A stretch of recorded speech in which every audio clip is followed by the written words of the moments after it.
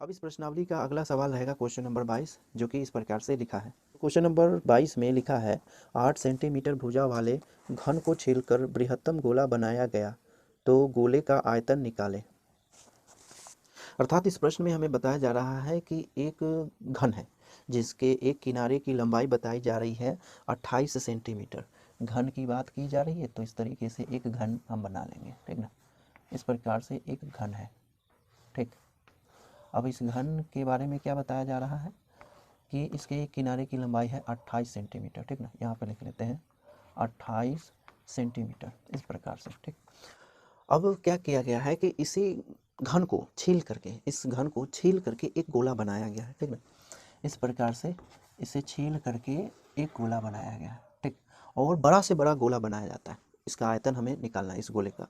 तो कितना बड़ा बोला जा रहा है कि बृहत्तम गोला, तो कितना बड़ा गोला बनाया जा सकता है आप सोचिए।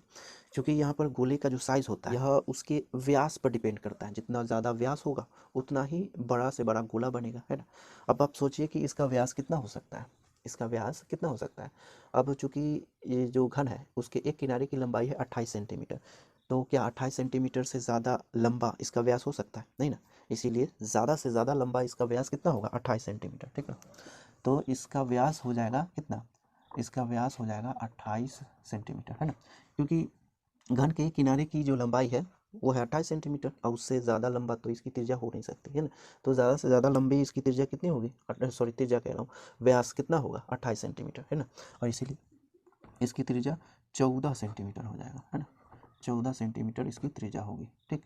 तो अब इस गोले का आयतन हमें निकालना है। तो इसका आयतन इसके आयतन के बराबर नहीं होगा। अब ये इसकी त्रिज्या कितनी होगी, 14 सेंटीमीटर, तो इस हिसाब से इसका आयतन हम निकालेंगे, लिखेंगे।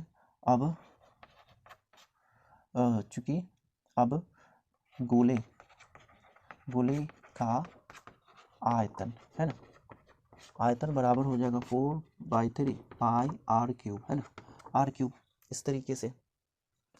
तो यहाँ पर लिखेंगे 4/3 गुने में पाई, जिसका वैल्यू होगा 22/7, और इसकी त्रिज्या कितनी होगी, वो होगी 14 सेंटीमीटर, तो 14 सेंटीमीटर का क्यूब, है ना। तो 14 सेंटीमीटर गुने 14 सेंटीमीटर गुने 14 सेंटीमीटर, इस प्रकार से, है ना।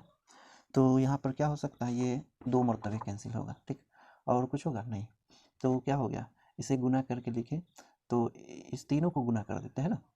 तो 4 दूना 8 और 8 दूना 16, 8 दूना 16 और 1 17, और गुने में ये हो गया कितना, 14 गुने 14 सेंटीमीटर क्यूब हो जाएगा, है ना। अब इसमें गुना करना है तो 14 से इसमें, फिर 14 से इसमें गुना करना है। तो इसलिए क्या करते हैं, एक संख्या का गुणन के रूप में व्यक्त कर देते हैं, यानी इसका गुणनखंड करके लिख सकते हैं, तो गुना करने में आसान होगा। तो 2 गुने 7, फिर 2 गुने 7 सेंटीमीटर का क्यूब, फिर 2 से गुना कर देंगे अलग, है ना। तो कितना हो जाएगा, 6 दूना 12 बचा एक 14 और 1 15, यहाँ पर 14 1 15 बच गया एक, 2 1 3, फिर इस 7 से गुना करेंगे तो 7 दूना 14, एक 7 बचे 35, एक 36 बचा 3, 7 या 21 और 4 3 24, है ना, 24 होगा, इस प्रकार से। फिर इस 2 से गुना करेंगे इसमें, या इसमें गुना करना है ना, 2 से गुना करना है तो 8, ये हो गया 12, और ये हो जाएगा 4 दूना 8 एक 9, और ये हो जाएगा 4, ठीक। अब इसमें 7 से गुना करना है तो 7 से गुना करेंगे, 7 8 56 बच गया 5, 7 दूना 14 और 5 14 15 19 19 बच गया एक, 7 7 9 में 63 और 63 और 1 64 बच गया 4, जा 6 बचा ना। फिर 7 चौके 28 और 6 34 हो गया, है ना। 28 6 34 34, ठीक ना। तो इसका आंसर यानी गुणनफल कितना हो जाएगा, 34 496 सेंटीमीटर का क्यूब। और बट्टे में भी है, हाँ बट्टे में 3 है, यहाँ भी लिखना पड़ेगा बट्टे में 3, ठीक। तो यहाँ भी लिखना पड़ेगा बट्टे में 3, ठीक। तो यहाँ भी बट्टे में 3, है ना। तो इसे हटा देते हैं और यहाँ पर लिखेंगे कितना, 3 एकम 3, और फिर 3 एकम 3 बच गया एक, एक उधर जाएगा तो 4 तिया 12 हो जाएगा, 4 तिया यानी 3 चौके 12, फिर बचा 2 तो 29, और 9 तिया 27 हो जाएगा, तो 9 से फिर बचेगा 2 तो 26 हुआ, फिर 8 तेरी 24 बच गया 2, तो पूर्णांक में लिखेंगे तो 2/3 सेंटीमीटर का क्यूब, ठीक ना। और अगर दशमलव में लिखें तो 11,498 दशमलव कितना हो जाएगा, 6×18, 6 ऐसे होगा ना, ऐसे भी लिख सकते हैं, ठीक।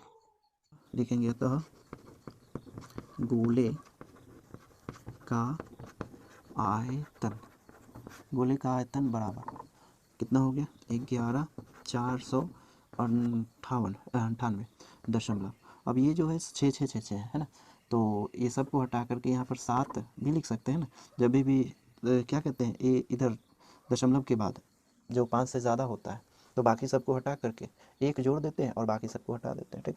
तो इस तरीके से भी लिख सकते हैं, या इस तरीके से भी लिखें, या फिर इस तरीके से भी लिखें, कोई बात नहीं है, ठीक ना। तो आंसर कितना होगा ये, ठीक ना। तो आप इतना नोट करें।